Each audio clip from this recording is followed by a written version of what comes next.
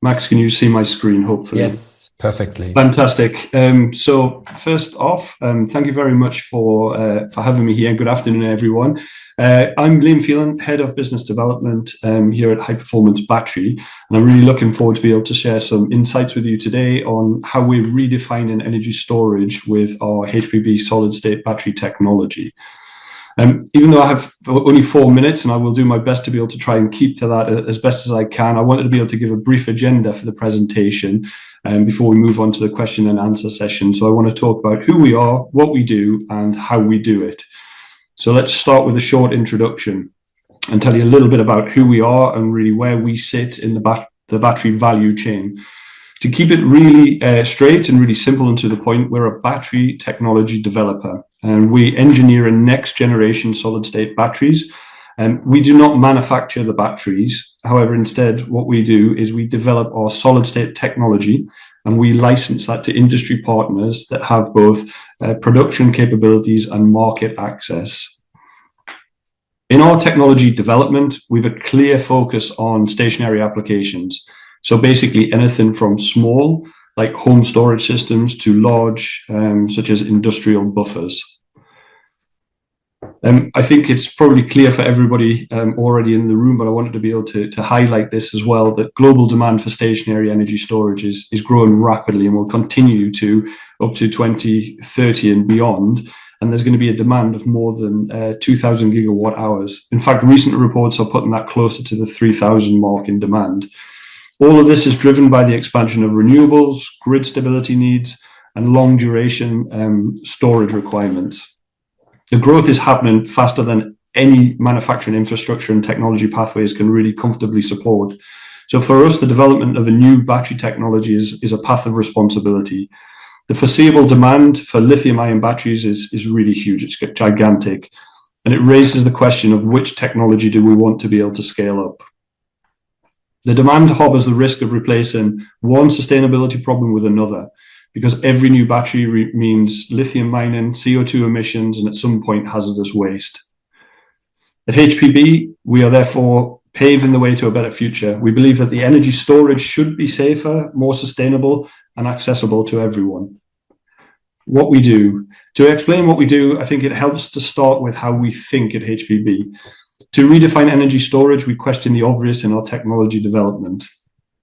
Do batteries have to burn? Liquid electrolytes are inherently flammable, and this creates structural safety challenges at scale. Do batteries have to age? Aging is largely driven by interface stability, and new material systems allow us to be able to rethink this behavior. And do batteries have to harm the environment? And does battery production need to rely on heavy energy-intensive steps and critical materials? These are the type of questions that really drive our daily business. And this brings me to what our technology is based on. Firstly, the safety aspect. Our solid-state electrolyte is non-flammable. So by removing liquid components, we remove the primary driver of flammability in conventional batteries. Durability, we observe high cycle stability. So as Max mentioned, more than 12,500 cycles in ongoing testing, which were carried out on a 1C charge discharge at room temperature, again, enabled by solid state technology. And thirdly, environmental impact. Our approach reduces environmental impact and it uses fewer critical materials. Last but not least, and I think this is probably what everybody's interested in, is how we do it. The process of our solid state electrolyte is special. It's liquid input, solid output. Our solid state electrolyte forms directly inside the cell from initial solid and liquid ingredients. This chemical in situ formation bypasses key production barriers of all solid state designs and dramatically simplifies manufacturing. We call it the drop-in process. And this is how it looks. The production process of the HPB solid-state electrolyte inside the battery cell is comparable to that of a two-component glue. So the addition of a liquid facilitates a chemical reaction within the initial solid ingredients, resulting in the formation of the HPB solid-state electrolyte directly within the cell. So the use of liquid raw materials has another decisive advantage. We don't reinvent the wheel for machinery production. conscious of time, so I'm very nearly to the last slides that are there, but I wanted to make it clear that this innovation is not something that we advance alone. It's continuous development. It's only possible because we have a strong network in place. Together, we look to be able to combine expertise, share insights, and push the boundaries of what's technically achievable. These collaborations strengthen HPB's technology base and ensures that continuous improvement. To sum it up, and this will be the last slide, it's really clear above everything else that the future of energy storage won't be driven just by isolated breakthroughs, but a collaborative ecosystem. Collaboration for us is in our DNA, and it's key to redefining the energy storage. Thank you very much for the time. I think I went over a little bit. Sorry for that, Max. But welcome any questions. Thank you very much. And yes, 4 minutes are very quickly over. But thank you very much for the last comment you made, that how important it is to collaborate to form this ecosystem. I couldn't agree more. And for the questions, the best way is to just raise your hand, and then when I call your name, you just unmute yourself and you ask the question. If you can't or don't want to do this, you can also write it also in the chat. And I think we have already some questions from Steve. He wants to know, why are you solely focusing on stationary applications? Are these batteries prone to failure when exposed to mechanical stress?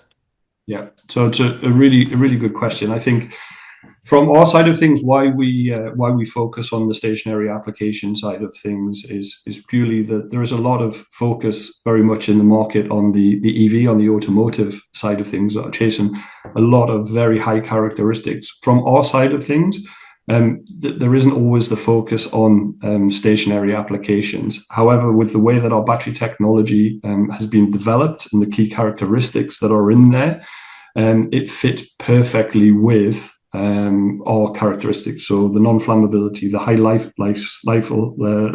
cycle life that's there.